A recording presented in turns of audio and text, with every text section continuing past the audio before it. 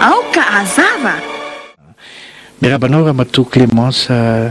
Raharinirina mivahiny indray eto amin'ny fandarana Aoka Hazava. Mirabanao Mam Patrika, miraban'ny teknisiana ihany koa dia miraba indrindrindrindra ireo mpiain'ny fandaharantsika. Izy moa dia mavitrika vehivavy ao anatin'izay hoe mitarika ny fikambanana filohan'ny fikambanana ny Tarsia Antananarivo renivohitra izay tonga dia avy hatrany dia nivotoatiny goavana be tokoa ny vaovao misy ary izay maha-Aoka Hazava ny Aoka Hazava ramatoa filoha satria tsy afaka ionona amin'ny honohono sy ny zava-misy izahay eto amin'ny Aoka Hazava satria manjary voafitaka na ny mpiaino ary eo ianao vavolombelona goavana za inona marina ny zava-misy eo anivon'ny commune urbaine Antananarivo sy ty resaka contre-visite lasa hoe omena ny Omavet ty tompoko. Misaotra betsaka Mam Patrika, marina ny voalazanao teny am-piandohana hoe nisy fotoana niakatra teto amin'ity plateau ty foana ny tenako aloha manoloana indrindra n'ireo ataontsika hoe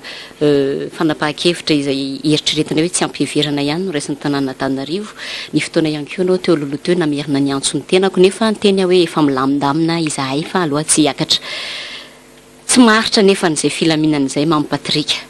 fa io ny sahady indray dia kortanin'ny commune indray izahay amin'ity resaka fanomezana ny contre-visite ho an'ny Omavet enina nisana ity. Tiako marihana mahakasika an'ity resaka hoe fanomezana ny contre-visite ho an'ny Omavet ity dia ny fanomezana ho an'ny tsy miankina ny contre-visite dia efa hatramin'ny volana Oktobra 2024 no efa nanoeranay taksi an'izany. Mbola tsy nijoro ny fikambananay tamin'izany fa antony iray lehibe nahatonga anay nampijoro an'ity fikambananay ity ny fanoerana an'izay fanomezana ny contre-visite ho an'ny tsy miankina izay. Tamin'izany fotoana mbola tsy voalaza hoe Omavet. Tamin'izany fotoana tsy zavatra fantatray afa-tsy n'izay taratasy izay nozaraina taminay. Ka io taratasy io zany dia navoaka tamin'ny 4 Oktobra 2024. Nisy taksi vitsivitsy niona tamin'ny 1er Juin tamin'izany fotoana ny resaka mahakasikasika an'izy io. Dia tamin'izany nefa nandeny hoe omenany tsy miankina ny fanatanterahana ny contre-visite fa tsy ny CEA intsony ka ho contrôle technique no entsona azy. Tamin'izany no efa nalaza hoe ny fitsiriana ny fiara dia orairay no faharetany izy teboka 400 ny fizahana tsy maintsy atao isaky ny fiara, ny fiara mahafeno fepetra omena certificat de conformité ary izay tsy mahafeno ny fepetra dia miala avy hatrany. Tafiditra ao anatin'ny fepetra hatramin'ny hoe ny assurance aloha tsy maintsy efa bolana sy ny sisa. Amin'izao fotoana izao moa izy tsy dia hoe tsy voarakitra ao anatin'ny taratasy ty loatra no tanterahan'izy ireo fa ho anay na tiana na tsy tiana ny fanomezana ny contre-visite ho an'ny tsy miankina dia mitovitovy ihany amin'ity taratasy izay nahatonga anay nitrotra sy nahatonga anay nametraka ny fikambananay tamin'ny volana Novambra 2024 ity. Nitrotra izay ozy teo ary izany indrindra nahatonga anay niady tamin'ny fandroson'ny mpanatanteraka eo anivon'ny tanàna Antananarivo ny projet d'arrêté mikasika an'izay fanomezana ho an'ny tsy miankina izay ny contre-visite eo anatrehan'ireo mpanolotsaina ny tanàna. Rehefa niady izahay tamin'izany dia nosotonon'izy ireo le projet d'arrêté fa tsy nolaniana. Mahagaga nefa taty aoriana dia gaga izahay. Ay ty projet d'arrêté tsy nolaniana ity misy ampahany amin'io projet d'arrêté io nalefa naroso teo anatrehan'ny mpanolotsaina tanàna ihany dia nolaniana. Aka ohatra ray le resaka agrément efa noresahako teto amin'ny fandaharana 70 000 ariary isaky ny 3 taona. Voasoratra ao anatin'le projet d'arrêté io. Raha ohatra zany ka nitsopahanay le projet d'arrêté tokony tsy ho hita any anatin'ny lalàna ny agrément. Ao anatin'ny budget an-tanàna Antananarivo nefa le agrément 70 000 ariary isaky ny 3 taona. Dia ohatr'izay koa zao ty resaka fanaovana ny contre-visite ity. Raha tena marina zany efa nisotominay, efa nitoerinay ty zavatra ty dia tokony tsy nandeha intsony. Ny farany volana Aogositra lasa teo nefa nolaniana antsokosoko tena teneniko izay antsokosoko izay nolaniana ireo mpanolotsaina ny tanàna 30 monja nandany an'izay fanomezana ny contre-visite ho an'ny Omavet izay. Fanontaniana raha matoa filoha matoa moa ianao tonga amin'ny toerana hoe filoha mahafantapatatra ny ataontsika hoe ny any amin'ny 80 isan-jato ny zavatra mety misy ao anatin'ny toe-javatra izay sahaninao sy tantananao zany dia ity fikambanana taxi aminao ve zany amin'ny fahalalanao zany hoe lôzika ve ny tokony hiprivatisena zany resaka contre-visite zany au niveau en commune urbaine Antananarivo. Tonga dia valiko hoe tsy lôjika mihitsy. Zareo zany miafina ao ambadiky le hoe misy kolokolo be hony eny Antsakaviro dia gaga ianao hoe raha misy kolokolo eny Antsakaviro ianao mpitantana. Za ve zao mitantana ny taxi misy problème ao taxi dia andeha hitady excuse ianao mpitantana anjaranao ny mandray andraikitra ny amin'izay mety hiaviny izany kolokolo izany fa tsy ny fisian'ny kolokolo mihitsy no tokony anomezana ny contre-visite ho an'ny Omavet voalazanao teo ho privatisena. Raha mitenitsika hoe privatisation avy hatrany dia tonga ao anatin'ny saintsika hoe hitombo ny vola aloha, hiatsara ny qualité de service. Tsy mandany zany tsika mety ho lasa ohatrin'ireny any ivelany ireny ny toerana anaovana contre-visite fa hitombo ny vola aloha hialany paosinay mpitatitra. Anankiray zay aloha dia efa tena lavinay marindrano. Faharoa tsy vitan'izay ihany fa ho tonga niverina kely amin'ilay taratasy nozaraina tamin'ny volana oktobra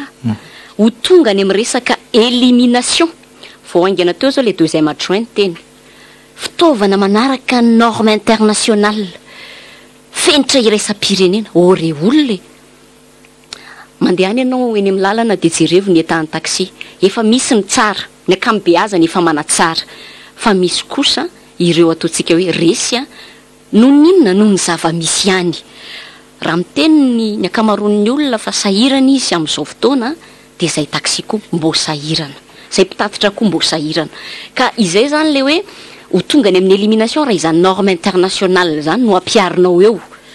Satria tsy maintsy hoe jerevana hosokafana ny kapao vao mety misy zavatra kely tsy milamindamina dia efa miala avy hatrany ianao. Ary amin'izay fotoan'izay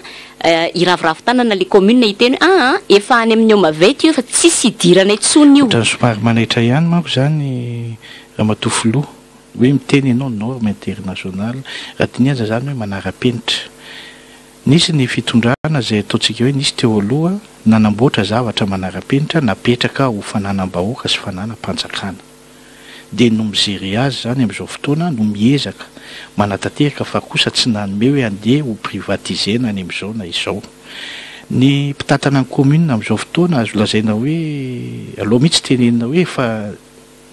anisan'ny misy olona conseiller ao anatiny mitondra ny tany sy ny firenena mihitsy filoham-pirenena ary anisan'ny tena hoe nanandratravo ihany koa an'izany hoe atao manara-penitra sy ny karazany Madagasikara ny fitantanana kanefa ohatran'ny malasa saina ihany zany hoe izay ve le manara-penitra hoe andeha zany ho amidy amin'ny hafa omena ny hafa ny toe-javatra io zany ataoko entre parenthèse izay zavatra izay ahoana zany hoe ekenareo ve ny toe-javatra izay misy ohatran'izany tompoko. Ka io indrindra le izy mampatrika raha mitenitsika hoe ny commune no piahy reny piahy anay mpitatitra dia gaga izahay raha mahita hoe ohatran'ny tsy izay mihitsy ny zavatra misy fanapotehana élimination antso-jay zany no hiainanay mpitatitra. Izahay taxi manokana satria sy taxi nisy loko teny eto eritreretinao fotsiny mampatrika nanomboka tany amin'ny volana faraparan'ny taona 2024 no terenanao recensement no fampisisika takininona tery amin'ny Antsakaviro hoe atao recensement. Inona zao mivokatra le recensement motsy le recensement nentina nafatarana firy ny trondro hojonoana ato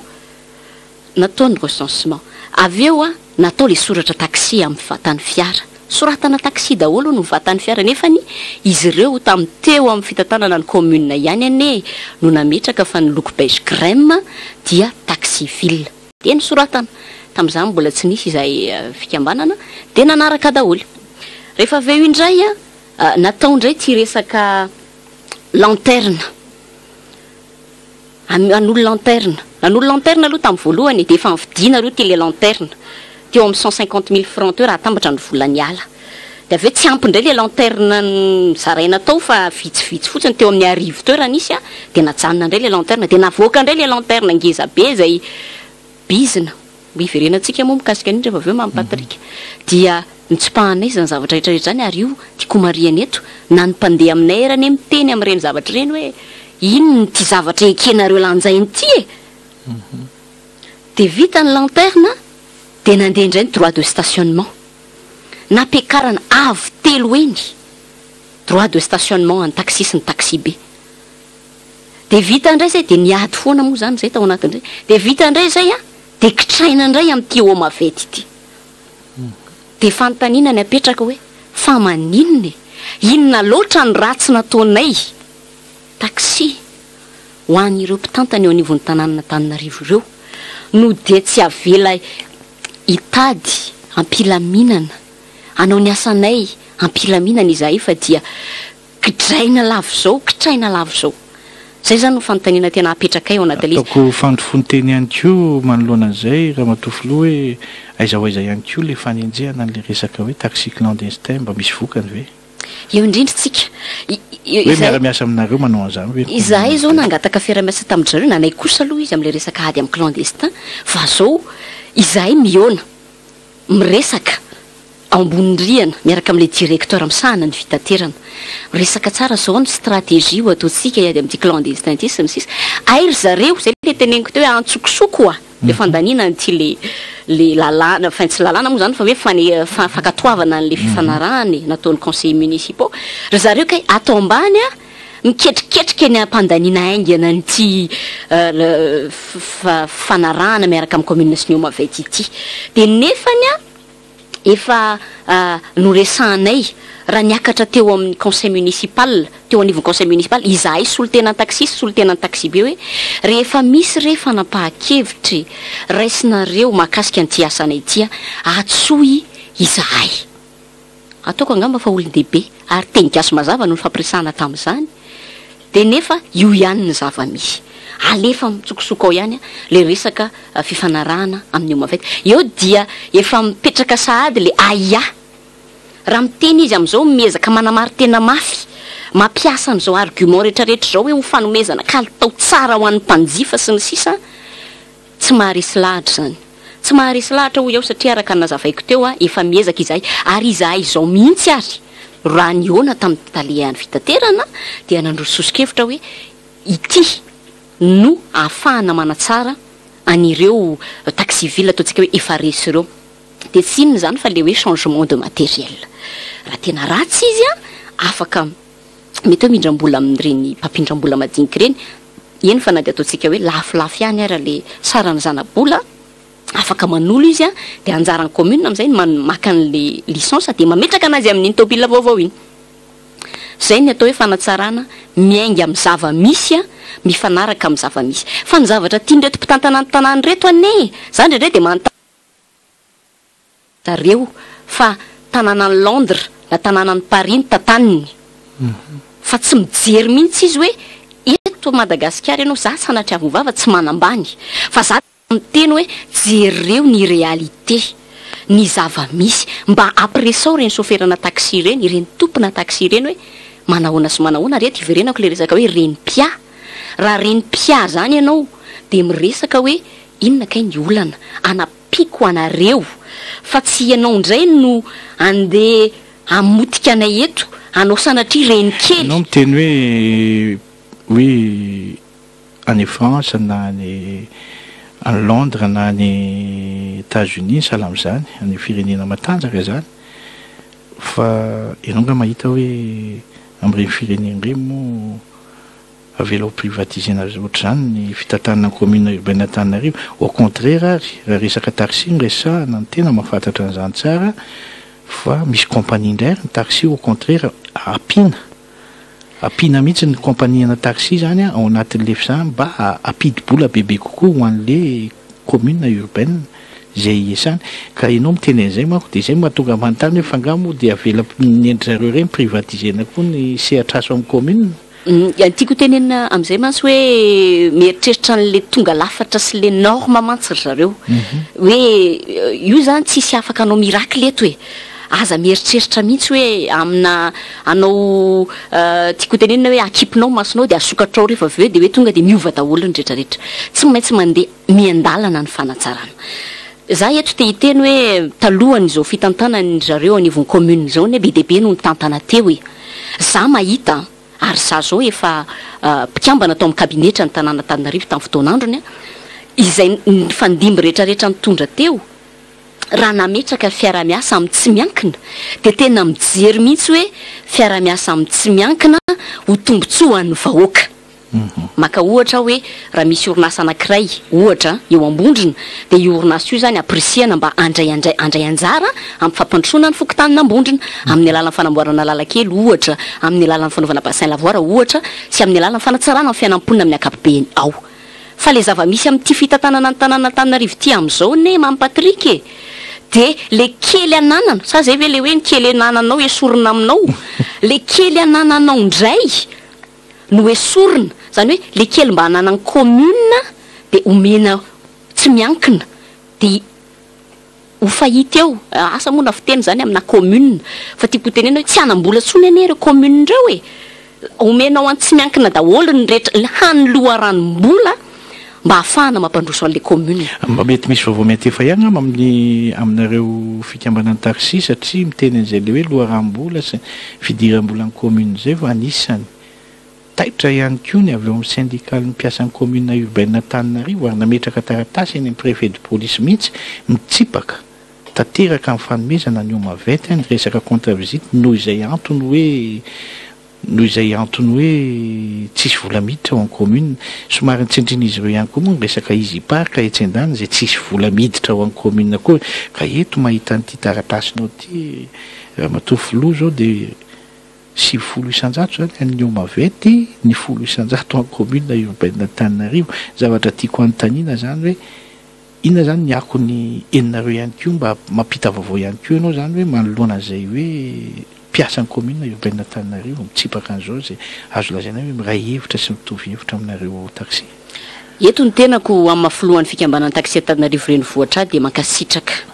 mankasitraka tanteraka an'ireo mpiasa ny tanànana Antananarivo ozy aho hoe rariny loatra fotoana zao hijoroana voalazana teo ny resaka izy parka tsarotsika tsara efa nisy mpanolotsaina ny tanàna ireo mpanohatra zany nefa niteny momba an'io hoe aiza daholo nametraka fantarina mihitsy tamin'izany fotoana hoe aiza daholo ny volan'izy parka ka ozy aho hoe rariny loatra hoy aho raha mitroatra ireo mpiasa ny tanàna Antananarivo ireo ary mankasitraka azy ireo noho izany fijoroana izany satria tsy mora koa no mijoro amin'ny zavatra misy ohatran'izao dia araka ny teneniko teo hoe mahafantatra tsara ny tenako ny amin'ny resaka fidiram-bola amin'ny tanàna Antananarivo amin'ny tamin'izay hoe na mpikambana atao amin'ny kabinetra izay efa tsy misy vola ny tanàna nefa dia mbola jereo ny ataony mpitantana ny tanàna amin'izao fotoana io moa zany olom-boafidy anankiray izay no niteny tamiko hoe io madame Clémence ozy ny antsoina hoe business tirelire ho avy amin'izay tsika amin'ny resaka lanterne rehefa avy eo fa io zany na tsy eo amin'ny fitantanana tsony ary ireo mpitantan'ireo dia andray vola foana zay nitanjona ao anatin'le izy sahako miteny an'izany eto satria tsy hitako ny antony tokony hanomezana an'io an'ny Omavet raha voalohany indrindra koa mantsy raha mitentsika hoe visite technique zany ane mampatrika efa manao an'izany ane ny anivon'ny centre de sécurité routière eny amin'ireo toerana samihafa izay misy mifohibeny zany ary za eto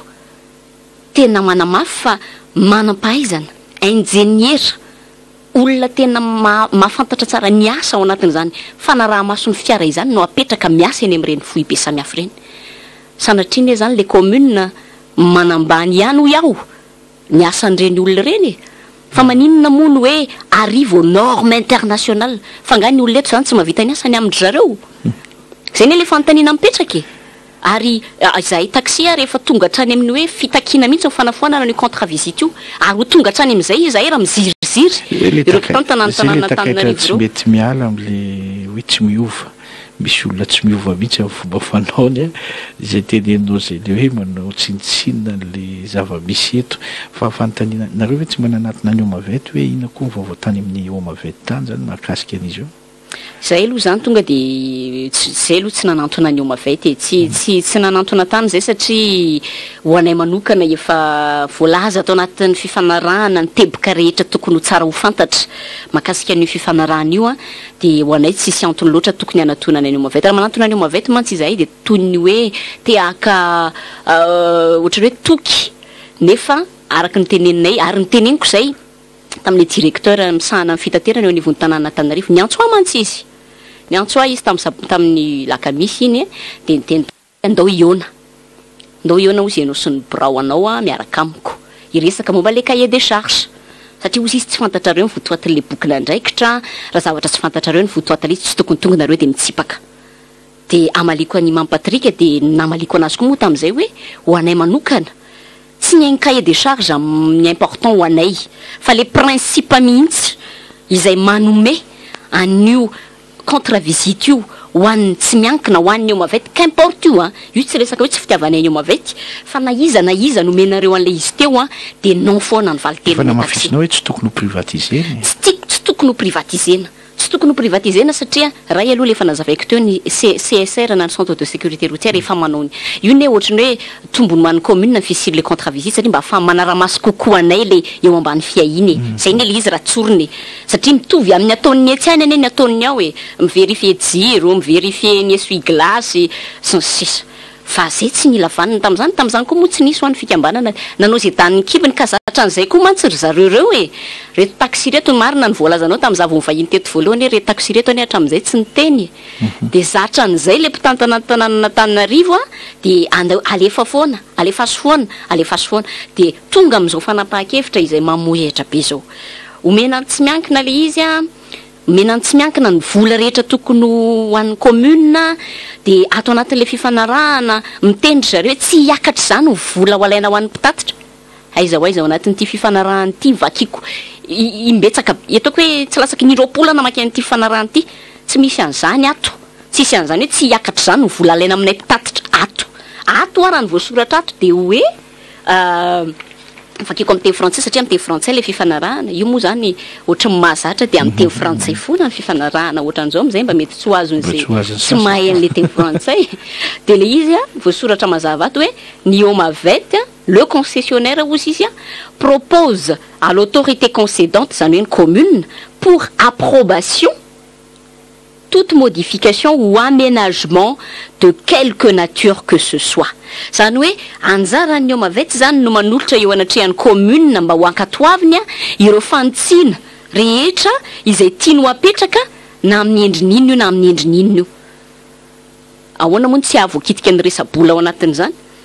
Androany ianao mety miteny an'izany, ao anatin'ny 3 volana mety sokitianao le izy. Vita ny 3 volana de ho izy ianao ohatrany sahirakirana kely zay am'le anna fa aloha hiakatra le zao de mandroso izy eo anatrehan'ny commune hoe marosina eto anatrehanareo ny fanitsina toy izao ny ao amin'ny commune moa tsy malala fa maro anisa ry zareo ao manangatanana daholo ohatry nandaniny anty ihany de vita ny afera zay le izy de zay mpitatitra ao anatin'izay zay mahasarotiny anay izaka sy izioga an'izay rehetrarehetra ataontsika hoe fantsina izay mety hoentiny eo tsy mihevitra ny tombontsoa amin'ny be sy maro tena tsindriko zay tsy mijery ny tombontsoa amin'ny be sy maro fa ny tombontsoan'olo mihitsy ary eto de tiako marihana hoe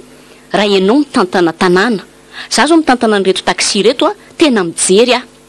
zany Imam Patrika en tant que Clémence Raharinirina ohatra mety hoe avita ninina mety fanatsarana ataon'ny commune eo fa zahako en tant que mpitantana tsy afaka mijery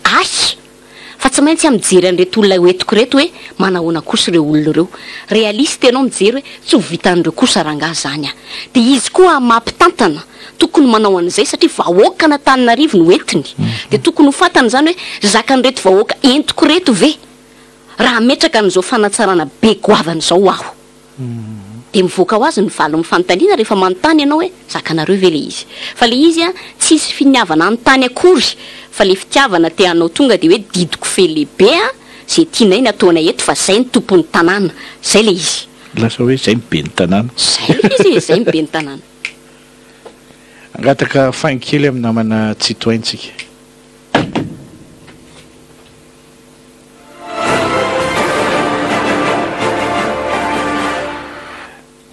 mbola mbola resaka goavana ny teny ianao teo hoe satria raha mifantatra momba ny lanterna tohatra amin'ny tsy nakasitraka an'ireny lanterne ireny ary tonga nanatitra an'izy ireny tany amin'ny toerana izay nanaterana azy. Ohatra ny mahenoheno vaovao amin'izao hoe satria nanao fanadihadiana ny tena Aoka Hazava, teto amin'ny fandaharana Aoka Hazava izany nanao fanadihadiana fa ohatrany hoe misy nay fizarana lanterne angedabe. Mitombona ve ary marina ve inona marina zava-misy tompoko? Za koa dia toanao ihany Mampatrika gaga tamin'ny maraina raha nisy ny antso. Ahoana ozy izy ry zareo madame présidente fa ohatra ny tena relanceny zareo indray ny le lanterne zay zany le fanontaniana mipetraka di gaga de hoe efa tena izara mihitsy ondry zareo iverina izara indray. Ka eto moa zany araky ny efa nambarako tamin'ny mpanao gazety hafa hoe nanantona ay oa za zany tsy gaga amin'izany nanantona ay ilay tompony orinasa Publimotion io roa herinandro mahery lasa izay de mbola nilaza tamiko hoe ahoana na tonga le lanterne tsiraikitra inona ny antony sy ny sisa. Za moa teny taminy tamin'izay hoe za ko tsy eona aminao ianao za rery fa aloha iaraka eona aminao miaraka amin'ny birao de teny izy hoe ianao rery no tiako iresaka amiko de niraisiko moa izy zany. Rehefa nifampiresaka dia mbola sisika mafy izy ny amin'le resaka lanterne inona ny antony tsy nahatateraka an'iny de nazavaiko taminy moa satria izy nilaza fa tsy teto toerana fa tany ivelany. Nazavaiko azy ny antony hoe tsy nahatateraka ny lanterne dia erreur avy amin'ny commune ary erreur anareo eo anivon'ny Publimotion ihany koa. Ary nampahafantariko anazy tamin'izay hoe tao anatin'ny fivoriam-be izay nataonay no ny tsipahanay miaraka an'izany resaka lanterne izany. De gaga androany maheno hoe ho relanceny zareo indray le fizarana an'le lanterne ho an'ny taxi. Eto zany de miantso ny taxi rehetra taxi ngambany aloha ny efa niresaka voalohany hoe tsika tsy zazakely, tsika tsy adala, fataro ny zava-misy, jerevo ny zavatra efa mianjady atsika amin'izao fotoana izao. Mino ve isikreo fa raha andray an'izany lanterne izany dia andeha fotsiny amin'izao zany lanterne zany fa tsy isy contrepartie indray rehefa aveo aoriana kely ao.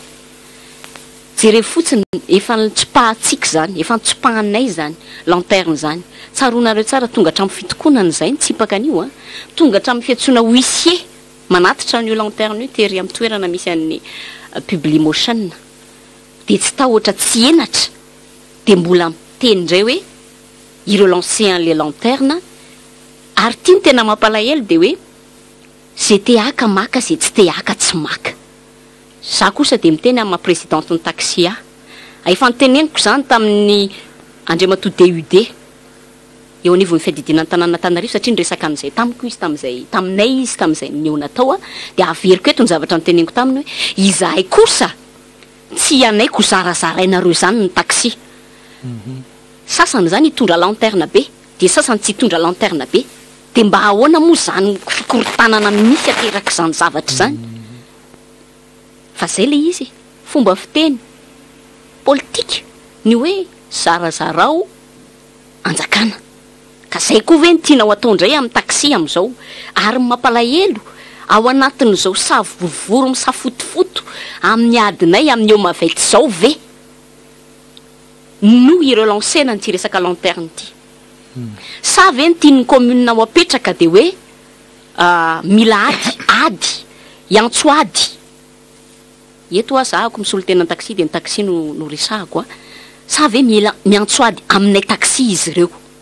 Ataoko angamba fa tsy zazakely mpitantanany tanàna tsy zazakely ny tompony orinasa Publimotion io ary zay koa tsy zazakely. Efa napahafantarinay ny position anay fa zay tsy hitondra an'io lanterne io. Fivoriana indroa miantaona nataonay taxi momba an'io lanterne io de efa nametraka zay fa tsy ilanja lanterne. Tehaka mirefidrefitra no azo tamin'izany hoe tsy mila lanterne.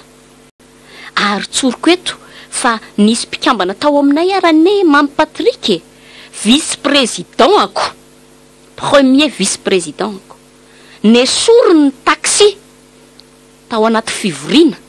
no tsoahana no roahana satria naninona satria nitambatambaziny commune tany ambadimbadika tany de niezaka nanao karazana communication nandresy lahatra nanao lobbyinina tamin'ireo taxi mba handraisana mba hanekena an'le lanterne fa voaroka teo ny eo tsy nisy ady hevitra. Raha matofilo tsara angamba Aoka Hazava miteny ianao le hoe tsy lanja ny lanterne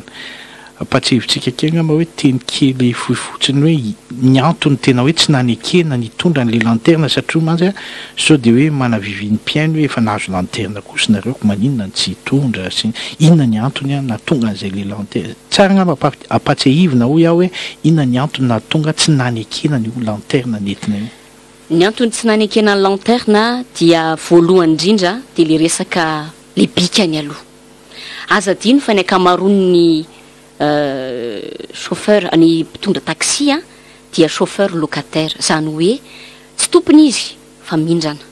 Dia imaginez hoe mitondra an'le lanterne izy maraina izy zany aloha dia efa ilanja ny lanterne be iny satria iny tsy ho apetaka eo amin'ny fiara fa tsy maintsy ho lanjaina iny zany. Lanjaina iny zany maraina dia mametaka izy. Tonga indray ny alina rehefa avy miasa izy dia milanja indray izy manatitra ny any amin'izay toerana misy an'le ipetrahan'le tompon'le fiara. Tsy pratika mihitsy le resaka lanterne ngeza loatra. Ary eto dia tena mafisiko fa na ny mpanjifa mandeha aminay ary dia tena hoe mankasitraka na ny tsipahanay zany hoe nareo kosa ve dia ilanja ny lanterne jirety bikany raha tsy tare be le lanterne nareo. Tsy pratika le resaka lanterne ray zay. Faharoa miteny ny commune ady amin'ny clandestin. Io lanterne io dia ampiasaintsika amin'ny resaka ady amin'ny clandestin. Raha manapa-kevitra izy amin'izao fotoana fa omena izay te hitondra mitondra izay tsy te hitondra mitondra inona mahady amin'ny clandestin anazy. Sa izahay izay tsy hitondra za aloha tsy hitondra e. Ary za manentana ny taxi tsy hitondra an'iny. Sa izahay tsy mitondra indray lazaina fa clandestin rehefa avy eo zany fa izay mitondra indray lazaina fa izy. Zay zany le tiako tenenina hoe fanapa-kevitra tsy aradrariny raisiny eo amin'ny mpitantanany tanàna. Mitendry zareo misy tambony arabola omena anareo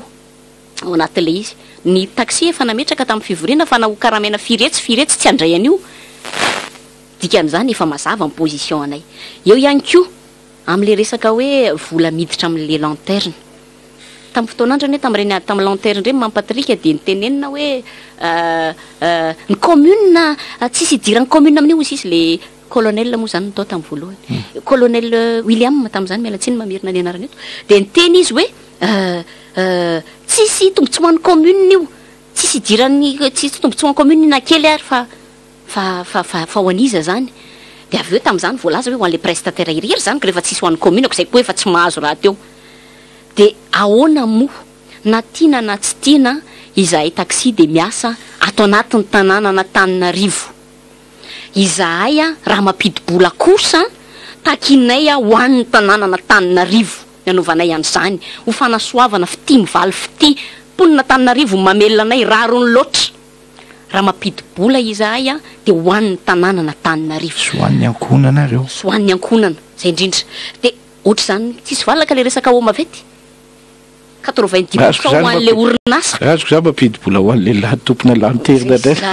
Zay ne le izy. Dia eto aho zao raha mino angamba ho iaho. Raha maheno an'izany ny mpiaino antsika dia angamba tonga dia isitona avy hatrany hoe vola business.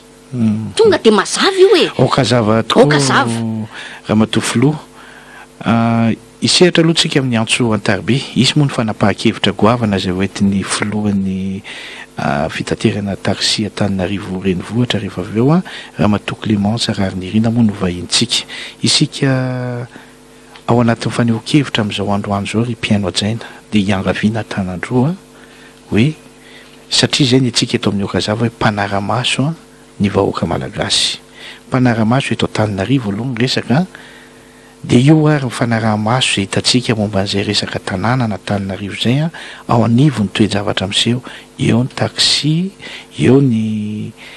taxi, eo ny resaka etra, eo ny resaka ataontsika hoe ny izipaka, eo ny resaka tsena sy mpivarotra sinka betsaka zany mba ho kapte zany tsika mba hifototra ao anatin'izay resaka hoe tontolo ny tanàna Antananarivo eo anivony fanaraha-maso ny asa zay mba hitantsika ihany koa itsy andany moa zany resaka taxi zao zay ilana koa faneho-kevitra satria betsaka manko manao ny taxi hoe asa madinika tsy de marina tokoa fa izy tsy de mpitabataba ny taxi ary tsy de na misy ary ny fisondrotana carburant ny taxi tsy de mba hitanao grevy sy ny anina zany satria mahatsapa mahita an'izay toerana misy azy zay izy eo anatin'ny tontolon'ny asa zay apetrany fa amin'izao fotoana zany tena tonga ao anatin'ny hafanana goavana reto taxi reto mizotra amin'izay toe-javatra izay ka izay indrindra mba hanasanantsika ao anatin'ny fanehoan-kevitra amin'izao atoandro zao mba hijery ny tontolo ao anatin'izay resaka hoe commune urbaine tana amin'ny mampanara-maso ny vahoaka malagasy ny hoe fitenitsika eto foana ny hoe observateur ny vahoaka malagasy mio ny larana idirana amin'ny antso antariny mbola eto ny vahintsika afaka mametraka fanontaniana amintsika mio ny larana idirana amin'ny antso antaribert dia mandroso arenoa ny mpiantsehatra ny fidirana mivantana amin'ny antso 24 501 65 na ny 033 33 501 65 averintsika ihany 24 501 65 na ny 033 33 501 65 zay zany idirantsika amin'ny antso antaribia amin'izao atoandro zao ry mpiaino ajaina andrasana ary ny antso avy amintsika manana 2 minitra sasantsika eto am-panajana trany ny fanehoan-kevitra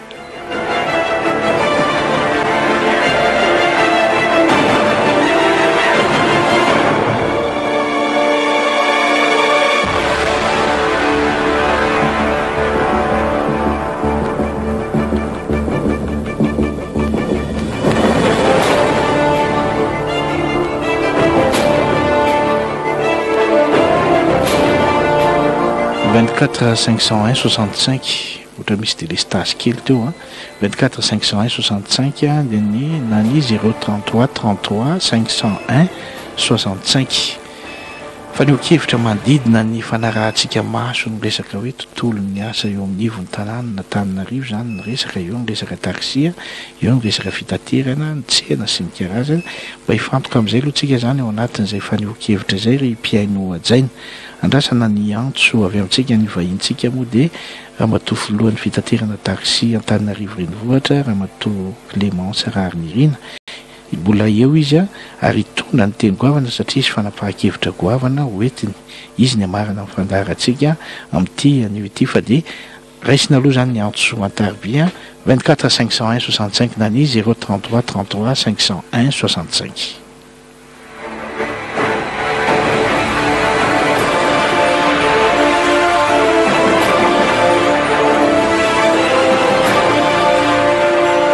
Yentou. Mirabanao tompoko. Miarabany fitiavana amin'ny sema Patrika dia miarabany vahiny ihany koa. Yentou. Mazava be ny fanazavana ny mena vahiny teo. Radiniana ilay resaka momba ny Antananarivo dia tena hita misongadina mihitsy fa manao izay tous les moyens misy ilay fianakaviana ao anatin'ny Antananarivo mba hamerenana ny ambaim-bahan-karenany. Manao vengeance amin'ny mponina Antananarivo amin'ny lafiny rehetra na mpivarotra amoron-dalana na amin'ny mitondra taxi betsaka tena amin'ny lafiny be dia be mihitsy. Dia hoy izany manontany filohan'ny mpatitra amin'ny taxi sy ny mpatitra taxi rehetrarehetra midoroa amin'izay fa fotoana fanahoana fanehoan-kevitra zao ary fotoana tena fiarovana ny foto-kevitra izay iarovana-reo eo amin'ny sehety miasa fivelomanareo sy ny fanatsarana Antananarivo sy ny fononao aminy amin'izao fotoana izao. Fa raha ohatra ka mbola hoe tsy hijoro amin'ny foto-kevitra ireo nareo fa manaiky ho zarazarain'ny olona mba hampidiran'ny olona volany am-balahana dia foana ny lasa fitaovana eo ary lasa fahavalom-bahoaka ianareo ny farany. Hijoro satria zavatra tena sarobidy ary tena masina ilay ady apetrakareo sy aseho anareo tsy manaiky mividy jadona fa misy tamin'ny talohany 2009 rehetra tany nareo fa mitsangana ihany koa mba hanohatra ny tsy mety fa io mitovy amin'ny resaka ihany tamin'ny fotoanandron'ny fitondra talohany 2009 ny misy an'ilay resaka hoe fandefasana tovovavy miasa any ivelany dia efa nalaza koa tamin'izany fotoana izany fa misy hifanarana tamin'ny fitondra fanjakana tamin'izany fotoana izany amin'ny karaha-mandeha izy mandeha miasa any ivelany ihany ireny izany hoe misy faramiditra ho an'ny fitondra tamin'izany fotoana izany any ka tsisy fiarovana mihitsy ilay zanaka malagasy mivelona mandeha any ivelany ihany satria business ny zareo no ambony kokoa ka mizany ilay tompoko mamoana anareo mpitondra taxi mankahery ny filohan'ny mpatitra amin'ny alalan'ny taxi izahay fa tena be le zatra ataonareo satria tsy hoanareo rery fa hoan'ny tanàn'Antananarivo sy hoan'ny mponina ray manontolo mankasitraka tompo isaorana betsaka ianao tamin'ny faneho-kevitra mankasitraka mandroso ny antsoa manaraka rehefa misy 24 501 65 nany izy 033 33 501 65 eny tompoko miarabanao tompoko madama teo zany moa ve motoko sy gano rehefa misainany eo amin'ny ao amin'ny commune ndraiky afaka mba diara ietana amin'izany satria tena rendino ampeny zany zay zany fitaky le président matodeteny teo zany tokony vondrona daholo eny zava-rehetrarehetrarehetra reny miaina malagasy rehetrarehetra na mpivarotra na inona mitady asa sy karaza sanamizany eny tokony vondrona ny rehetrarehetra e maninona ary no manao ny anankiray dia tsy manao ny sasany tonga dia ndray vondrona rehetra satria tena mararomarina ny malagasy amin'izao raha miaino amileta tsara rehetrarehetrarehetra dia sanjery vaovaona dia ny tena tsy mainkeza dia miazo tahotra aiza no le malagasy aleo tena efa teniko aminareo hoe eo ambony sahaty tsy mitsingilahila tsany dia zao fa tena efa mihoaka fa tena sipitra ny malagasy ka mieriperetrika zany dia misotrabetsaka isaorana betsaka ianao dia makasitraka mandroso ny antsoa manaraka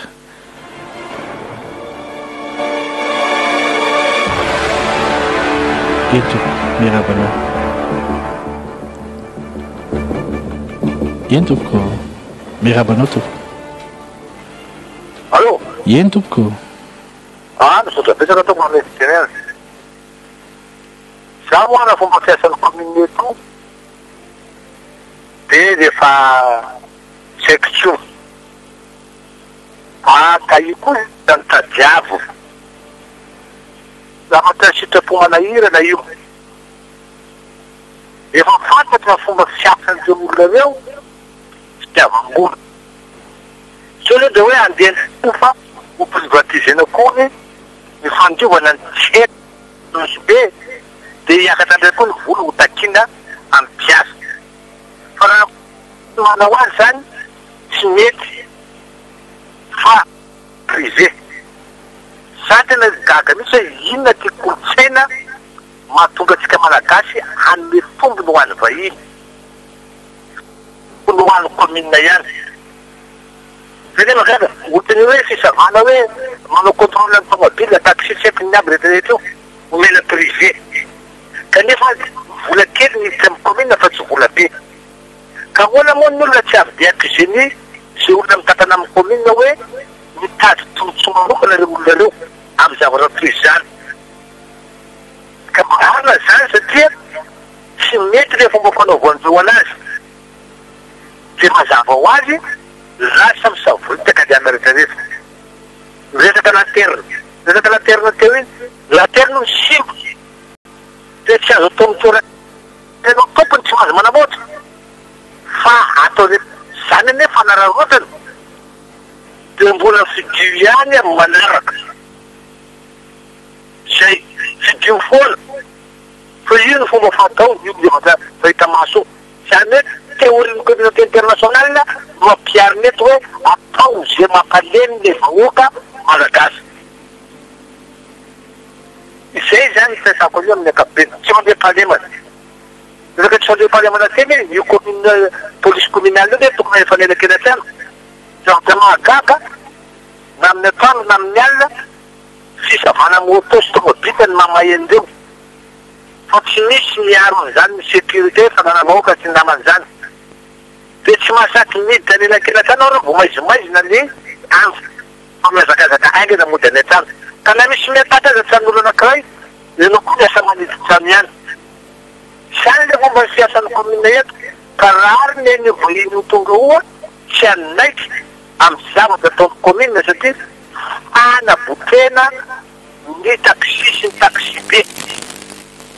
ny zara tokony ediny commune azy ady hoe anatsarana koa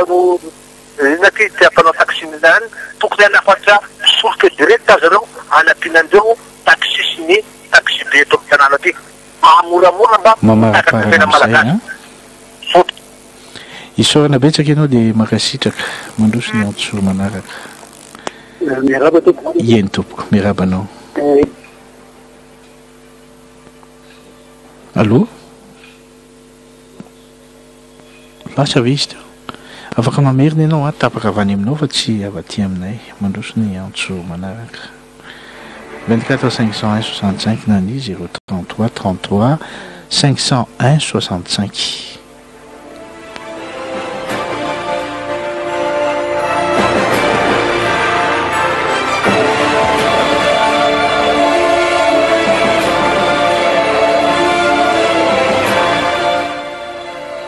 Mbola averina amintsika ihany ramatoa Clémence Raharinirina no vahintsika eto amin'ny fandarana Aoka Hazava amin'izao atoandro izao tondra ny resadresaka momba nyity tsy fanekeny ny tarisia ny Omavet izay handray ny contre-visite ity. Eo ihany koa ny toe-javatra samihafa mahakasika an'izay commune urbaine Antananarivo izay nametraka anareo mpiaino sy ny olon-drehetra moa izay eto amin'ny Aoka Hazava hoe mpanara-maso ny toe-javatra rehetra misy eto amin'ny tany sy ny firenena eny hatramin'ny fitantanana ny vahoaka ka dia eo isika maneho hevitra eny tompoko. Miaraba tompoko. Miaraba tompoko. Miaraba ny vivady, miaraba ny mpianary, miaraba ny présidente ny taxi. Tena marina mihitsy ny fanapaha-kevitra nataony teo fa rehefa nitolona ianao izany hatramin'ny voalohany ary zavatsara zaviny tokoa ny tena nitakin'izy ireo zavatra tsy mety nataon'ny commune satria tombotsoa be sy ny maro na izy mpitatra na ny vahoaka n'Antananarivo ary tena mazava ho azy ny izany zao fa tena hita mihitsy hoe ny commune n'Antananarivo ny izany anarany fotsiny izany misy be ny tanàna fa tsisy tombotsoa ny vahoaka ny fidenasy sy ny vahoaka ny aina ato Antananarivo ny vola mitsaon'ny commune mba ampiasaina ho amin'ilay vahoaka mandrohetsy eto amin'ny tanàna n'Antananarivo ity fa ny eo amin'ilay hoe 10% zany amin'ny commune dia 90% ny amin'ny Omavet zany be tsy misy ho anazy ny zany anatin'izay 90% zay marina ny teninareo hoe na tsy ho azy zareo dia mbola misitsaka mihitsy satria izy nanao contrat an'io dia mbola misitsaka mihitsy taky ny tany amin'ny efatapita ihany moa izay taky ny tany amin'ny serita mba tsy 1% hoe ny fanjakana dia ny ambon'izay zany amin'ny serita dikan'izay zany izareo izay nanao contrat taminy zany misitsaka soanto zany na 50% ny anazy amin'izany faona ny firenena dia kely ka noho izany to raha ny présidente dia tena mampahery anareo mihitsy hoe tohizo ny fitolomanareo fa eo nga io dia tsisy fivana tsony zany tsisy fitonjovana vahoaka fa dia ny tombotsoany ihany ary n'iny koa fa izy mandeha any ivelany io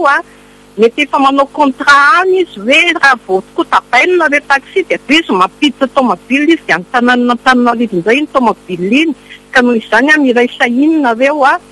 dia aza mety misy fa toizy foana ny fitolomana fa za mety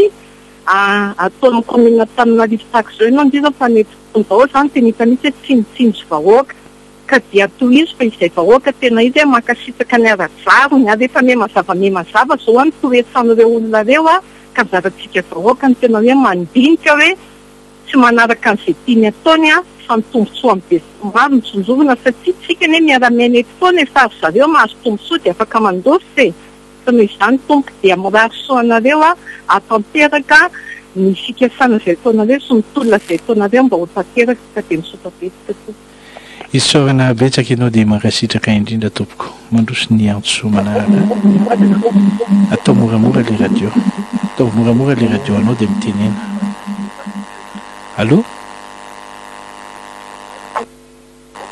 Allô? Allô? Ien tompoko? Allô? Ien tompoko? Mayen tompoko? Atao moramora le radio anao atao moramora le radio aloha. Atao moramora le radio dia mitenena amin'izay. Zay Ien tompoko? Za zany dia mahita hoe ny problème atsika taky ho anay taxi zany zay taxi zany mpitaty zay problème anay raha hoe ho amidiny ho privatiseny amin'ny Omavet zany ny commune zay zany tsy miraharaha izay tombotsoan'ny commune satria fitondran'ny commune tsy mahalala ny sahala zany ho an'ny vahoaka madinika fa tinetena hoe fa maninona moa vakivava mihitsy zareo miteny hoe vola avy amin'ny taxi sy ny taxi be vola miditra aminay zay zany tombotsoan'ny fiadekan'ny commune tsy izay mamelana Antananarivo tsy ny taxi rery mpitatra rery mandeha amin'ny arabe eraka Antananarivo ahoana moa ny tonga dia tereny hoe zahay no anao ho subventionne ny commune na midina amin'ny Omavet satria vola avy amin'ny taxi ny azahoany vola ao tsy ny taxi rery mampiasa lalan-tany fa manina moa raha fantoavina droit d'extension satria mety ena ny olona mandoa droit d'extension mijanona amin'ny station fa maninona moa ny taxi rery na fanaovana an'izany zay zany ny toerana lalandava zay mpitaky hoe tsy mety aminay io fa tsy mijery ny tombontsoany zareo izy fa mba jereo koa ny tombontsoany madinika tsy ny taxi rery ihany akory ny mampiasa ny lalana eto Antananarivo mampiasa daholo na plaisir na mipitasika nininy na manam-pahefana ary manam-pahefana nge mandefa tiorika fotsiny dia mandeha tsy mahita lalana lafatra fa ny taxi ny tena mampiasa izany ary rehefa advaka ny voyageur dia tsy manaiky ny olona fa ny calculen'ny olona resaka vidina solika ihany nefany ny tôbila misy izura rehefa mandeha na mandeha akaiky io na mandeha lavitra ny prix tsy fetrany any an-dafy akory hoe kilometre ena debiterina ny bouton dia mivoaka hoe zao ny tarifanao fa atsika mbola tiany tamin'ny miady tsika ka zay zany tsy manaiky an'io fa ho anay mpitasika miady zay azamenany Omavet io fa alao hijanona ihany amin'izao so hitatsika ny toany mba zay tsy anaiky fa dia efa mampiady zay aloha zay dia miaro zay zany sotra nazon'io présidentina io zay fa tena io zany ny herina io ary zay tsy anary an'io fa anaky an'io lalandava zay mininy nataony ary ady hatramin'ny farany zay fa manaingy any manome fitenenana zay amin'ny fivon'ny commune hoe lehibe amin'ny commune indrindra fa hoe ny lehibe amin'ny commune eto Antananarivo rehefa tsy azy ny vola any amin'ny fanjakana ka ady politika ny azy ny tsy azahoan'ny vola anaovana ny nino tizy ny projet anaovana ny fanatsarana ny tanàna satria amin'ny taxi akory ny alana voky na andefana an'izany tsy ny taxi akory na kana vola an'izany na mpitasika rehetra na ny taxi be minona tsy aty akory na anaovana azy mamaraparana amin'izay ianao a lasy isorana betsaka ianao dia makasitraka zay nge no avantage an'le hoe manana fikambanany hafa mihitsy manana an'izany atao hoe association eny tompoko mandroso ny antsoa manaraka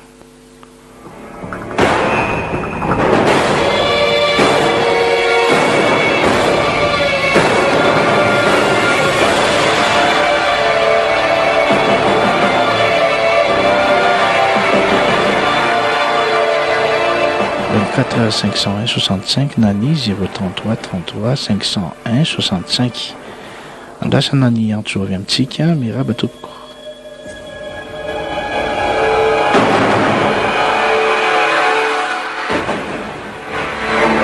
mbola ao anatin'ny faneho-kevitra amin'ny antso antarby sika mijery sy manara-maso eny tompoko eny tompoko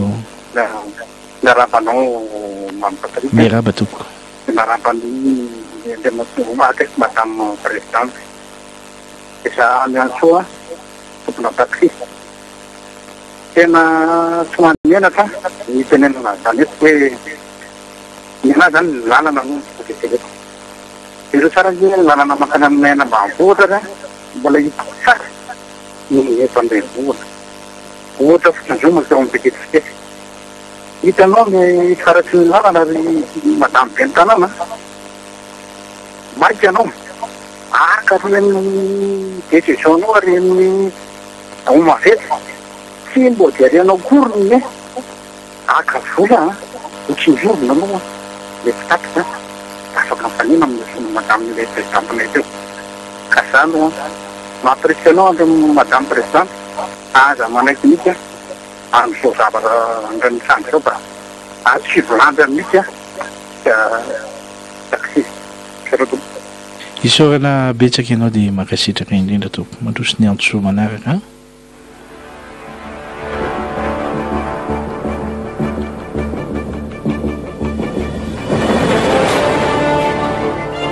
quatre 501 65 nani 033 33 501 65 eny tompo Aku kisah mandiri krono efek masa kemarin pemikiran itu kampanye ini itu kita akan menjadi belum khusus jika banan taksi anda kue tulisan tulisan taksi kemudian tulis taksi itu rekrutmen itu nari dalam kuning tapi apa itu kan itu kan faharoa tsy mpanao taxi na mivarotra amoron-dalana tsy mpanao taxi na mivarotra amoron-dalana daholo akory mitony eto Antananarivo fa activité manana activité hafa koatran'izao ny fonony ka zay rehetrarehetra zay no jerena kosa fa tsy tokony fontrena amin'ny taxi sy mivarotra amoron-dalana ezaka ataon'ny commune tsy miaro mihitsy hoe fa constat mijery zava-misy fotsiny araka andeha mipatrika hoe fandiko ny olona farany hoe mba misy monde de qualité kosa ny mpanjifa fa za fampiasa taxi fa tena ratsy qualité ny tomobile zany de ny sécurité ao andaniny ka sao dia any tokony adina hevitra mba hoe atsaraina aloha zany de maromaritra zany fa ny fampandrosoana kosa tokony sakana fa zay foana ny problème eto lasa basika politika izy dia lasa ohatran'ny atoko mpanohatra ve le toyn'le taxi zany. Isorana betsaka ianao dia mankasitraka indrindra tompoko mandroso ny antsoa manaraka arapa tompoko eny tompoko ampitrafitra le resaka taxi sy le olona miasika eo izy miala tsiny tsy mamaly azy fa raha misy a fampiasa taxi ataokeo ray alina kaba folo ihany jidy mety misy manaiky any izy fa asa le afafahazon-davatra le hoe tiandravalomanina nga fa raha hoe tena tompokeo am'be somary mijereny na dia anao fotsiny raha hoe mampiasa taxi za mampiasa taxi a fa tena tseky hoe rangategna mampiasa maro esa hoe ahoana fa raha fotsiny afindrana amidy amin'ny Omavet ny fanaovana contre-visite de miangava mibe ny tanàna zany ny 2 000 aratsirara ny taxi rehetra Antananarivo naovana isorana betsaka ianao dia mankasitraka indrindra mandroso ny antso manaraka Allô? eny tompoko Salmeraka ny visa zany a salmeraka ny taxi koa fa tena tsy rariny a tena tsy mety tsy mihitsy nataon'le commune zany satria anankiray voalohany raha ny municipal zao a misy fotoany amin'ny lycée technique ireo de manotra ary manao aby fotsiny reo amina taxi zany a eo amin'ny lycée technique ka ny mbola fanazany taxi any présidentiny a mahatonga mbola tsy mirevolta amin'ireo commune reo fa vita aloha le etsika voalohany hitanisan'ny présidente anay manaraka zay a de misy ao zavatra ataon'ny commune ka raha mbola mahasompony izy de tompona ndraiky fa zavatra mety mitanga eto am-pirenena commune satra tompoko isorana betsaka ianao dia mankasitraka tompoko mandroso ny antso manaraka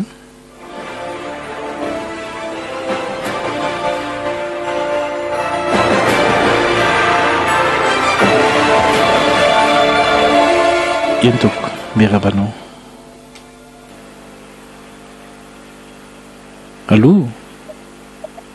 efa hoenao fahatenena allo miarabanao tompoko miarabanao tompo fetika anareo teo eny tompoko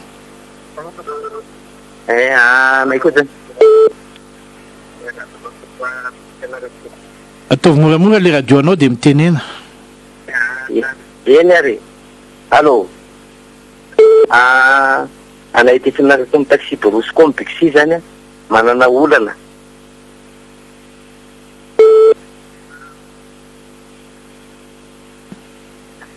misy union coopérative aty aminay a maka 200 isam-bolana aminay misy 200 isan'andro azafady de rehefa kotinay io voly eo mahatratra amina 7 millions isam-bolana eo FMG zany de mba agnotaninay hoe inona anao volany de tsy valindreo tsisy piary tsisy na de ohatran'ny ohatran'le izety fotony anay de ohatran'izay tiany atao aminay zany de atao ndray zany izy io union coopérative tsisy hafa aminay mba fitaterana mitaraina be aminareo amin'ny hoe o Antananarivo de ohatra zany koa mba hoe inona ny hevitra tokony ataonay koa zany mikasika an'io io zavatra ataon'ny union anay eto fianarana io momba ny fitaterana bixi sota toko isorana betsany valiteny azoko menanao ngamba dia antanio tsara mihitsy hoe Aoka Hazava atao iny ty volo ty a antanina ny tompona andraikitra ao fianaratso rehetra ao eny tompoko allo miaraba tompoko mba miangavy kely tompoko amin'le resaka ataon'ny be amin'ny tanàna tokony mba heritreritra kely le taxi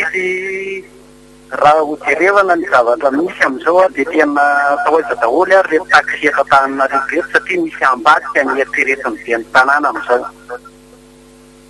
Zay tompoka dia mirary sondrika tompoka zay dia manosika an'ilay président taxi. Sota tompoka. Isaorana betsaka ianao tsy fandokafana ny président taxi fa hafa mihitsy ho zany atao hoe misy association misy fikambanana tena hafa mihitsy zany. Eny tompoko? Allo? Eny tompoko? Allo? Eny tompoko efa ho ianao fa mitenena? Salama tompoko. Eny tompoko? Allo? Mitenena fa efa ho ianao a? Allo? Tsy maheno mihitsy izy angamba fa mamerina miantso na tsy haina mifinday ihany koa misy simba kely ngamba tsy hitoaina efa misy antso hoe 24 501 65 eny tompoko. Allo? Miarabanao tompoko. Sadrarena tompoko namana Patrick ana mety tenena fa miaraba ny présidente ny taxi teo. Raha iteny moa dia ohatrany somary sadaka zany ka miala tsiny satria taxi moa ny resaka eto dia manana fahalalana firy momba taxi za mpandeha dia mandeha hatramin'izao mandeha taxi mandeha patsora fa za tsy dia mahita an'ireny détail fa mba hivatika kely any resaka miala tsiny amin'izay resaka zay vatika kely ataona enteny aty hoe ohatrany hoe fandaka zay fandaka ny mpitandro ny filaminana zany hoe elaksy ny fiteneny anaran'ny colonel Théodile sy ny depiteny Betroka Andriamatoa Jean Nicolas miala tsiny raha mitonona anarany fandaka hoe dia ho za hoe za miteny aminao zao raha hoe manana problème koa ny Betroka amin'io amin'ny toe-javatra misy ao amin'ny tsy fandriam-pahalemana io ka zao le izy efa elany ela tanety lava ozy mahatonga fisainana be zay zavatra zay fa tsy hitanay tany zay zavatra hoe fiatraikany tamin'ny vahoaka fa vao maika fandirany rano ka rehefa zavanokana aloha dia zao hoe miteny zao hoe reo olona reo matoa colonel matoa ina moa zany commandant de compagnie Iosy Betroka misy niveau intellectuel reo olona reo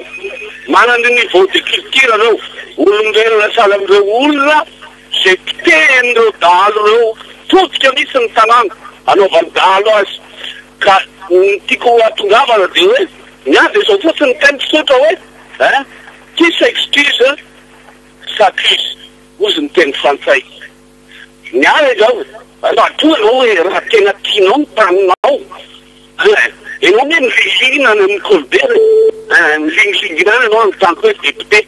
milliardaire anao sanatriany vava hoe sy manao hoe zao fa ino fa zao fotsiny zay reo mialamila reo mba misy ataony any kosa aloha satria mahazo dahazo mahazo reo fa zao kosa hoe tsy mahazo dahazo reo tsy mitombo zany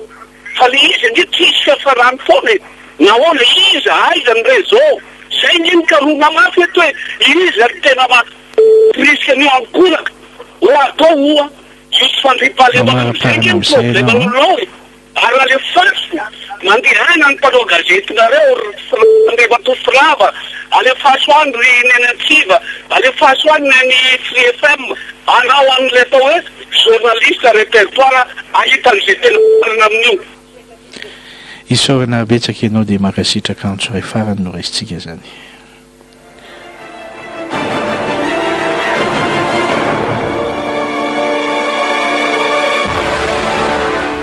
Eny tompoko. Aoka Hazava ve? Salama eny tompoko. Allo? Efa ho ianao fa mitenena miarabanao. Allo? Efa ho ianao fa mitenena miarabanao tompoko. Miarabanao tompoko. Eny tompoko. Eka miarabanao tompoko. Eka fa miteny ya le problème ny Omavet 3 pays io partenariat public privé ka ny tokony ataon'le présidenten'le taxi teo dia tsotra fotsiny ny tokony manao frais unique reo atao hoe miala amin'ny fahasankarana na miala amin'ny bodivona ny ohatra miala amin'ny bodivona zao makany pasapitra dia atao prix fixe zay ho an'ny taxi rehetrarehetra fa raha zay mipetraka aty amin'ny sisiny fa teo Antananarivo mahatsiaro tena midaly ihany zay satria akan'ny taxi lalana eo amin'ny 2 kilometra akan'ny taxi 100 000 150 000 frais zay isorana betsaka ianao dia zay zavatra zay veloa ndeha le Omavet dia alaminy io alaminy commune zay anjaran'ny commune frais mitambatra ho an'ny taxi mitondra faty misy taxi mitondra 25 000 misy taxi mitondra 150 000 karaha atao ohatra zay foana ve inona ny zavatra mety misy izay ny antso antarbe no raisitsika ry piano ajaina makasitraka makatelina atsika rehetra ame fankely hoetsito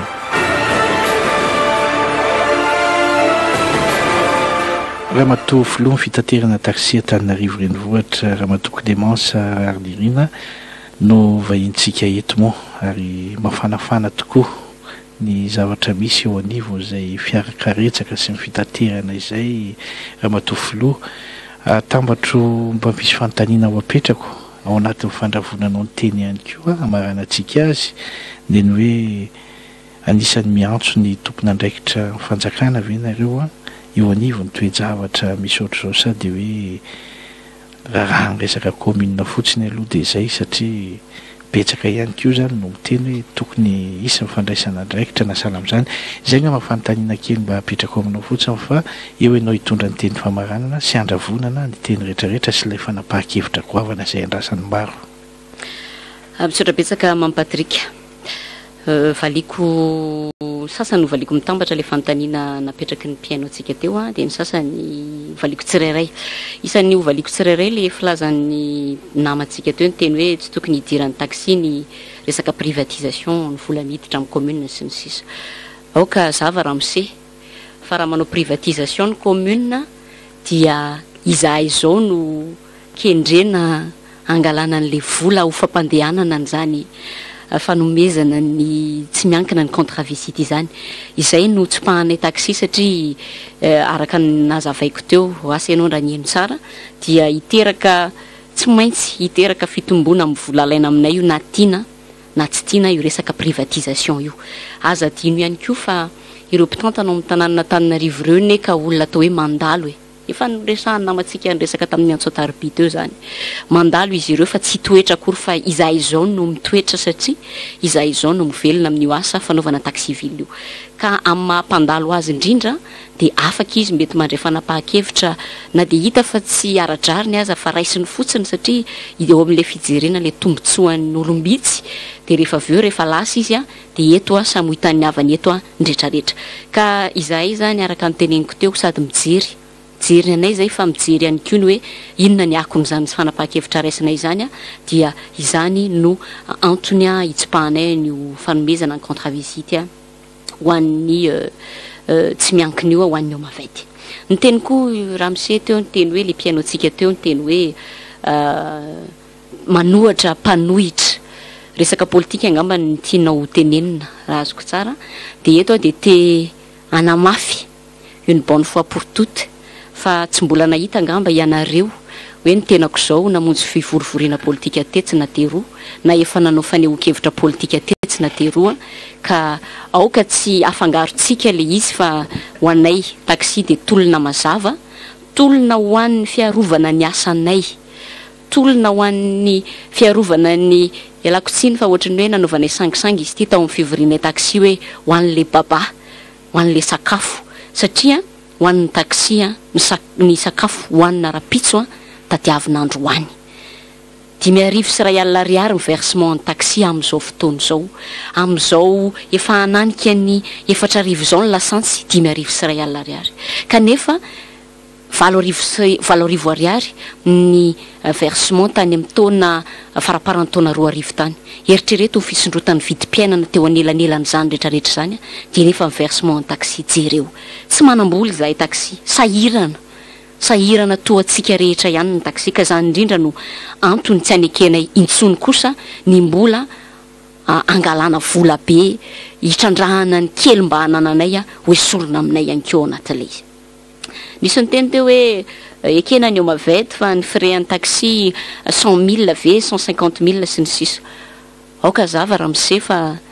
isika kosa sika mpanjifa raha mandeha taxi tsy mbola nisy kosa angamba ny tereny hoe ianao dia ho tereko andeha amin'ny taxiako fa malalaka io tolotra sy tinady ny resaka malalaka ianao misafidy ny taxi izay andehananao rehefa tsy mety aminao le frais tsisy olona afaka anery anao mihitsy tsy maintsy andeha amin'ny taxi anankiray. Zay ngamba ny amaliko an'le fanontaniana samihafa teo aloha. Maro ny mankasitraka ianareo zay koa dia mankasitraka anareo amin'izany fanohanana izany misy no miteny raha nanao fanehoan-kevitra izahay tamin'ny conférence de presse hoe tezitra be le mpitantana ny taxi ohatra manao fiteny tsy ampanajana sanatriavana kosa aloha raha tsy ampanajana ny fanehoan-kevitra hoe tezitra be valiko le hoe tezitra be raha nieno fandaharana hatrany ampiandohana angamba isika dia angamba samy haiko hoe rariny loatra kosa raha tezitra reto taxi reto satria tao anatin'izay heritaona zay heritaona latsaka tsy latsaky ny indimy anaovana antso-jay ka rariny loatra raha tezitra ny taxi amin'izao fotoana izao. Eto dia mariako fa matoy zay mitsipaka ny resaka Omavet io tsy resaka hoe fiahiahina ihany ny vola fitombon'ny vola ialany posy fa araka ny teneniko teo resaka élimination efa noresahan'ny tale DUD taon'ny commune taminay zany hoe ianareo i commune ozy dia mieritreritra an'olo andreo taxi fa tsy mety tsony reto 4L sy 2 chevaux reto imaso nanaovana an'izany resaka zany. Io ozy izy ianareo no misafidy ny concessionnaire na io ozy izy Renault na Peugeot dia ozy mantsy anazy ny teny hoe amin'izao zava-misy zao ve amin'izao 15 000 ariary miditra any posy zao ve ianao ny eritreritra an'olo fiara valeurana 150 millions na 125 millions ataoko angamba fa tsy rariny ary mampalahelo raha olona mpitantana tanàna no miteny an'izay zay na tonga nany teny teo mampatrika hoe indraindray ary zareo ohatra mieritreritra angamba ohatrany hoe tanànan'ny France na ny Hollande na ny tantaniny ka tsy fantany hoe sahirana ane reto mpitatitra eto amin'ny tanàna Antananarivo reto. Eto zany dia amaraparanako ny fandraisako fitenenana Mampatrika dia te hiteny hoe miantso fantatro fa efa miray iny isika taxi fa amafisiko foana ny antso hoe ilaina dia tena ilaina ry zareo ny firaisan-kina sy ho fiarahamientana amin'izao ady ho fiarovantsika ny asantsika izao azadino fa amafisiko le teniko teo mandalo ihany mpitantana fa tsika no hifafanko atsika eto raha tsy izao tsika dia efa mijoro miaro an'izany kely mba hananantsika zany sanatria ve raha izao tsika ny chômeur hoaiza indray no ahitana fivelomana amelomantsika nyreo ankohonantsika vady amanjanantsika ireo dia eo ihany koa amafisiko ilay teny izay nataoko tany amin'ny fivoriana hoe ny zavatra rehetra ataontsika zao tsy ho ay présidente fa ho atsika taxi ka eto zany izahay raha nivory tamin'ny sabotsy teo dia nametraka hoe amin'ny androany manomboka androany 12 septambra ho fanehoana firaisan-kina dia samy milanja an'ilay soratra hoe tsy mila Omavet samitsika mijery fampalalam-baovao raha riva manamarina n'le fisin'le resaka lanterne ka raha marina zany dia apitsika hoe tsy mila lanterne intsony ny soratra eny amin'ireny fiarantsika ireny satria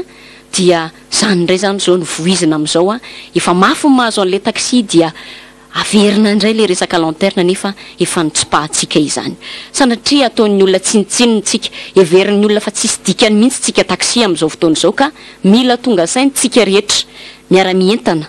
ary isan'ny fanapahan-kevitra efa noraisitsika neketsika rehetra fa hoe rehefa tapitra ny 2 herinandro zay Mampatrika ny fanapahan-kevitra itao